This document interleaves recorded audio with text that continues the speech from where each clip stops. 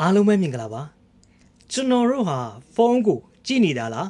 းဖုန်းကပဲကျွန်တော်တို့ကိုဝါမျိုးနေတာလားဆိုတာစဉ်းစားစရာဖြစ်လာပါပြီအထူးသဖြင့်ကလေးငယ်တွေကိုဖုန်းပေးကင်တာဟာသူတို့လက်ထဲကိုတိတ်တဆိတ်လက်နက်တစ်ခုထည့်ပေးလိုက်တာနဲ့တူပါတယ်ဖုန်းအလွန်ကျွန်းသုံးခြင်းနဲ့ဆိုးကျိုးတွေကိုတော့ဒီနေ့မှာတည်တည်ချာချာပြောပြပေးတော့မှာဖြစ်ပါတယ်ကျွန်တော်ဖုန်းကြည့်တဲ့အခါမှာအမြဲတမ်းပဲခေါင်းကိုငုံထားရတယ်လေခေါင်းကိုကျွန်တော်45ဒီဂရီလောက်ငုတ်ထားလို့ရှိရင်ဒီဇက်ကြောပေါ်ကိုပေါင်90လောက်ရှိတဲ့အလေးချိန်နဲ့ဖိထားသလိုဖြစ်စေပါတယ်။ဒါဟာကျွန်တော်ဇက်ကြောတက်တာတင်မကဘဲနဲ့ဒီကြောရိုးစစ်ကျွန်းနာနဲ့အာယုံကြောညက်တာတွေအထိကိုဖြစ်စေနိုင်ပါတယ်။နောက်တစ်ခုကကျွန်တော်အာယုံ6ချားတဲ့ပြဿနာတစ်ခုပေါ့နော်။ဖုန်းမလာဘဲနဲ့ဖုန်းကတုံခါနေသလိုပြီးတော့ notification တွေတက်လာသလိုလိုခဏခဏထင်အောင်ထင်မှာဖြစ်တတ်ပါတယ်။ကျွန်တော်လည်းဖြစ်ပါတယ်။ဒါဟာအာယုံကြောစနစ်ကဖုန်းအပေါ်အလွန်အကျွံဆွဲလန်းနေတဲ့လက္ခဏာပဲဖြစ်ပါတယ်။နောက်တစ်ခုကကျွန်တော်တို့အဝလွန်ပြီးတော့နှလုံးရောဂါဖြစ်နိုင်ခြေရှိပါတယ်။ဒီဖုန်းကြည့်နေတဲ့အချိန်မှာကျွန်တော်တို့ကိုယ်လက်လှုပ်ရှားမှုလုံးဝမရှိတော့ပါဘူး။ဒါဟာကယ်လိုရီလောင်ကျွမ်းမှုကိုဟန်တာပြီးတော့အဝလွန်တာသွေးတိုးယောဂနဲ့နှလုံးသွေးကြောပိတ်ယောဂတွေကိုဖြစ်စေနိုင်ပါတယ်။နောက်တစ်ခုကျွန်တော်တို့လက်ချောင်းနဲ့လက်ကောက်ဝက်နာကျင်တာတွေခံစားရမှာပဲ။ဖုန်းကိုကင်ပြီးတော့ကျွန်တော်တို့လက်မနဲ့အမြဲပုတ်နေတာကြောင့်ဒီလက်မကြွက်သားတွေရောင်ရမ်းတာဒီလက်ကောက်ဝက်အာယုံကြောညှက်ပြီးထုံကျင်တာတွေဖြစ်စေတတ်ပါတယ်ခဏတဖြုတ်ဆိုပေမဲ့လည်းကြာရှည်ရေရှည်မှာဆိုလို့ရှိရင်ဒါတိတာနိုင်တဲ့လက္ခဏာတွေကိုတွေ့ရမှာပဲဖြစ်ပါတယ်နောက်တစ်ချက်ကကျွန်တော်တို့ကလေးငယ်တွေအတွက်အဓိကပြောချင်တာပေါ့နော်ကလေးငယ်တွေကိုကျွန်တော်တို့ဖုန်းပေးကင်လိုက်တာကတကယ်ကိုကြောက်စရာကောင်းတဲ့အကျိုးဆက်တွေဖြစ်လာမှာပဲဖြစ်ပါတယ်အဓိကကျွန်တော်တို့ကလေးငယ်တွေရဲ့အုံနောက်ကဖွံ့ဖြိုးဆဲဖြစ်နေတယ်ဒီအချိန်မှာကျွန်တော်တို့ဖုန်းပေးကင်တာသူတို့ရဲ့အနာဂတ်ကိုဖျက်ဆီးလိုက်တာနဲ့တူပါတယ်ဒီအုံနောက်ဖွံ့ဖြိုးမှုနှောင့်နှေးပြီးတော့ကလေးတွေကကျွန်တော်တို့ပတ်ဝန်းကျင်နဲ့ထိတွေ့ဆက်ဆံပြီးမှသူတို့ကတင်ယူရတာလေအဲ့အတွက်ကြောင့်ကျွန်တော်တို့ဖုန်းပေးကြည့်နေတဲ့ကလေးဟာစကားပြောနောက်ကျရတာကျွန်တော်လူမှုဆက်ဆံရေးအားနည်းတာတွေဖြစ်စေပါတယ်ငငယ်ရွယ်ရွယ်ကလေးတွေကိုကျွန်တော်ဖုန်းပေးကင်တာကိုလုံးဝမလုပ်သင့်ပါဘူးပြီးတော့အာယုံစူးစိုက်မှုအားနေတာပေါ့နော်ကျွန်တော်ဖုန်းထဲက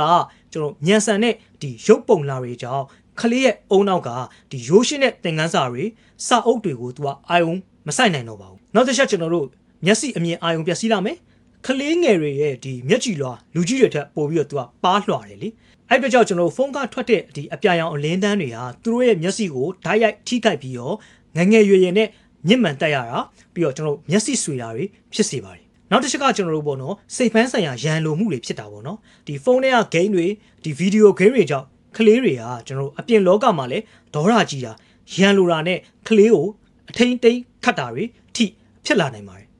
်အချို့ကလေးတွေဆိုလို့ရှိရင်တော့ဂိမ်းဆွဲတဲ့အထိကိုဖြစ်စေတယ်အဲ့အတွက်ကြောင့်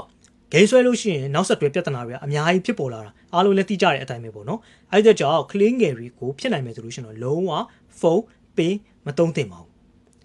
းနောက်တစ်ကျွန်တော်တို့ဖုန်းကြသုံးတဲ့လူတွေမှာကျွန်တော်စိတ်ကျမ်းမာရေးအပေါ်မှာတက်ရောက်မှုတွေအများကြီးရှိတယ်ဒီလူမှုရေးအထီးကျန်တာပေါ့နော်ကျွန်တော် online မှာတကယ်ချင်းတွေများနေပေမဲ့လည်းဒီလက်တွေ့ဘဝမှာတော့ဘေးနာကလူနဲ့စကားမပြောဖြစ်တော့ဘဲနဲ့သူကဘာဖြစ်လာလဲဆိုတော့အထီးကျန်ဆန်လာတယ်ပြီးတော့ depression တွေဝင်လာမယ်စိတ်တွေကျလာမယ်ပြီးတော့လူမှုကွန်ရက်ပေါ်ကဟန်ပြဘဝတွေကိုကြည့်ပြီးတော့ကိုအားမလို့အားမရဖြစ်ပြီးတော့ဒီစိတ်သက်ကျလာတွေဒီဖြစ်လာနိုင်ပါတယ်ကျွန်တော်ညဘက်ဖုန်းကြည့်တာကဒီအိမ်မပြောတာအိမ်ရင်လည်းအိမ်မဆိုးမှတ်တာတွေဖြစ်စေတတ်ပါတယ်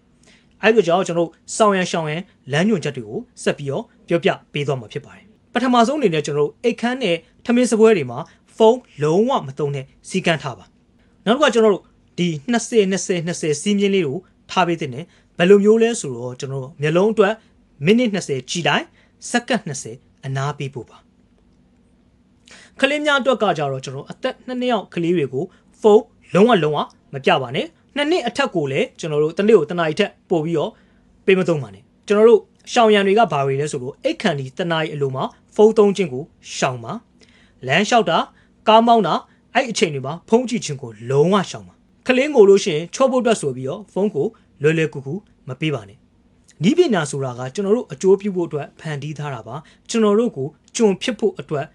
မဟုတ်ပါဘူးအဲ့အတွက်ကြောင့်ဒီဖုန်းစကရင်ပေါ်ကကဘာထက်တင့်ပေးနာကချစ်ရတဲ့သူတွေရဲ့မျက်လုံးတွေကိုတော့ကျွန်တော်တို့ပို့ပြီးတော့ကြည့်ပေးတင်ပါတယ်အထူးတစ်ဖြစ်ကျွန်တော်တို့ရဲ့ရင်သွေးငယ်တွေရဲ့လက်ထဲကိုဖုန်းထက်ပေးမယ်စားကျွန်တော်ပေါ့နော်ပုံမြင်စာအုပ်တွေ ကစားစရာတွေထည့်ပေးပြီးတော့သူတို့ရဲ့အနာဂတ်ကိုကာဝယ်ပေးဖို့လိုပါတယ်ကျွန်တော်တို့ရဲ့မိသားစုနဲ့တငယ်ချင်းတွေအတွက်တကယ့်ကိုအရေးကြီးတာမို့လို့သူတို့လေးတွေတတိထားမိသွားရင်ဒီအချက်တွေကျွန်တော်တို့တခြားသူတွေစီကိုလက်ဆင့်ကမ်းမျှဝေ share ပေးဖို့အတွက်ကျွန်တော်မေတ္တာရက်ခံချင်ပါတယ်အားလုံးပဲဖုန်းအနေရကကင်းဝေးပြီးတော့ကျမ်းမာပျော်ရွှင်တဲ့မိသားစုဘဝလေးကိုပိုင်ဆိုင်နိုင်ကြပါစေလို့ဆုမွန်ကောင်းတောင်းပေးလိုက်ပါတယ်အားလုံးပဲကျေးဇူးတင်ပါတယ်